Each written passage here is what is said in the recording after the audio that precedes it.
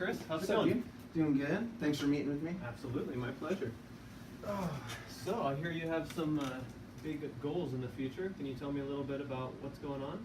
Yeah, right now, dude, I'm working towards a big fundraiser, working with Hardison Films, and we're raising money to do a workshop for health and fitness for kids and for the youth. Awesome. So what we're doing is, my plan is I've been wanting to train for something pretty big, and I'm going to be lunging a little over 9 miles from Rogue River to Grants Pass. Okay. And I'll be ending at Duo Gym. So the reason that I'm wanting to meet with you is because I'm like, I wanted to meet with the best, and I've heard really good things, and right now I'm training my legs like every day. So I'm trying to avoid knee injuries because this is going to take me probably 12 hours. So it's going to be kind of brutal. Have you ever injured your knee in the past? Not really. I used to have sore knees when I trained squats a lot. Okay. But I would foam roll. I started foam rolling my IT band, the sides. But the injury that happened the most recent was probably a year or two ago during track season. Okay. I started a sprint a little early and pulled something real high on this quad. Okay. But it hasn't really affected me too much. Does it feel like it's back to 100%, or do you feel it's still sometime in your workouts? And I'm just aware of it. I've been trying to roll it out like a lot, but yesterday I was training and I did 720 bodyweight squats. So that was pretty brutal, and I felt on my right leg up top right up here. You know, I was getting some pain, and it wasn't just muscle fatigue. So, you know, I want to talk about that, maybe work through that. Yeah, so.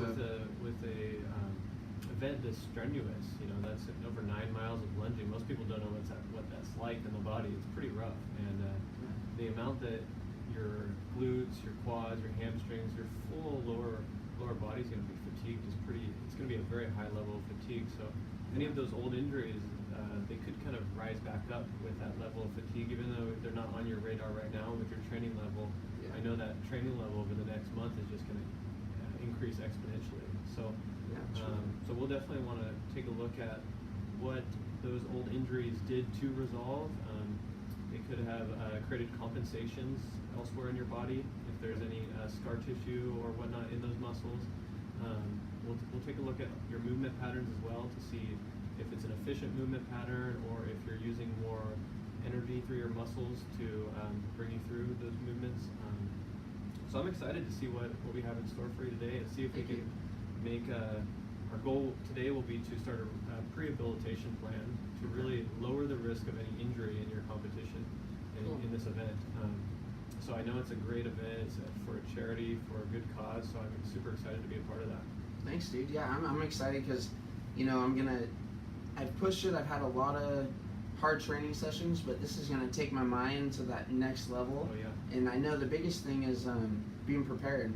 You know, so as long as I'm prepared and I have the right people on my team, I really think we could actually succeed. You know, but it's just one day at a time. So I know working with you, you could really walk me through what I need to do in that aspect, and then I can train hard and we can see what happens. You know, but yeah, what I'd like to do is just balance out your body if there's any sort of imbalances that are going on, so that you can just devote yourself to the fullest to your training and just push, but without being held back at all with these old injuries arising.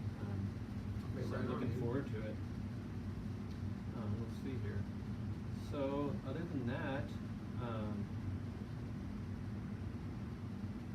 I don't know what else questions we have here. it's cool. Let's see here. Yeah, one thing is like my calves, dude. I noticed when I'm pushing and I get like to a certain limit, they'll kind of tighten up. But I've been trying to stretch them, but like lower right here. Okay. You know, it's not that I feel. It's not like a really bad pain, but I'm just nervous. Like when I'm like 8 hours in, and I'm pushing, I just need from the bottom up. I think we should work. Yeah. And the more I foam roll my calves, it feels good. But like I said, I've been getting tight up in here, and yeah, I just need to make sure my hamstrings are right. So if you could kind of teach me some stretches or what I need to do to kind of work that side motion. I've done a lot of leg extensions, hamstring curls, but actually working the abductors and adductors side to side. I've been trying to focus more on that because, you know, most people lack that more than other things. Because we're all doing the leg extensions and all that. So I've been trying to work that, and I think that's going to help my knees. Yeah, other than that, dude. So yeah, what we'll do in the evaluation today is go through your body. We're going to check movement patterns to see how well you move through those. We're going to check how well your muscles fire in isolation phase. So how well we can isolate each muscle group and test it to see if there's any muscle groups that have shut off over time. Often in the body, when you get an injury or you get overtrained in some manner, your body can kind of let other muscle groups stop functioning as well. You don't have as good of a connection to those muscle groups. And so I kind of compare it to a company. If you have certain employees really slacking off and you have other employees really taking on that burden, then eventually the employees that are really overworked are going to be irritable, or they're going to be sick or just fatigued, you know. And the same thing happens in the body.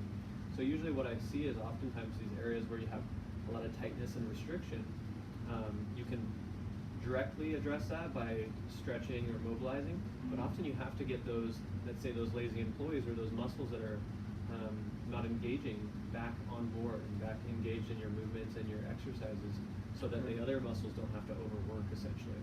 So we'll be having a look at those type of tests. We'll be checking posturally, seeing if you're through movements as well, if your joints are in an ideal position in relation. And we're also, of course, going to check your mobility.